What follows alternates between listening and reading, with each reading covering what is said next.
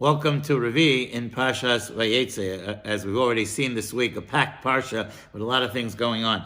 The Leah begins with Reuven coming from the field with Dudayim. So we know Dudayim was some kind of aphrodisiac, and Rachel sees this and thought that somehow that would help her give birth. So she asks Leah if she can have it, and then Leah, of course, lashes out at her. First, you took my husband, now you want the Dudayim, and Rachel says, now you can sleep. Tonight you'll sleep with Yaakov. Tonight Yaakov will be with you. Rashi brings down because she was so callous about giving up Yaakov that in the future they weren't buried together, which doesn't 100% fit in with the narrative of Rachel being the mother that we cry to. But that's what Rashi brings down.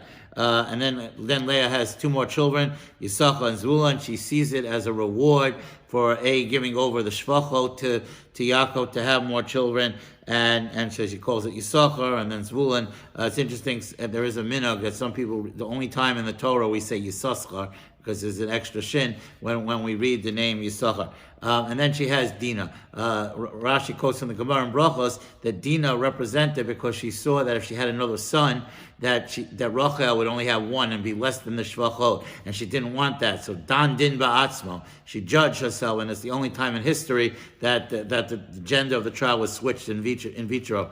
The Gemara tells us we're actually not allowed to daven for the specific gender once the woman is already pregnant. Leah was, of course, the exception. Finally, Rachel gives birth to Yosef. The name Yosef represents that she wanted to have more children, and later on in next week's parsha she has Binyamin. At this point, Yaakov requests Lavan that it's time to leave, and then Lavan convinces him to stay because he said he saw that there was great reward has come to his house. Rashi brings down he didn't have sons before, now he had sons, and that's how the Aliyah ends with Lavan saying how it's important that you stay with me a little longer.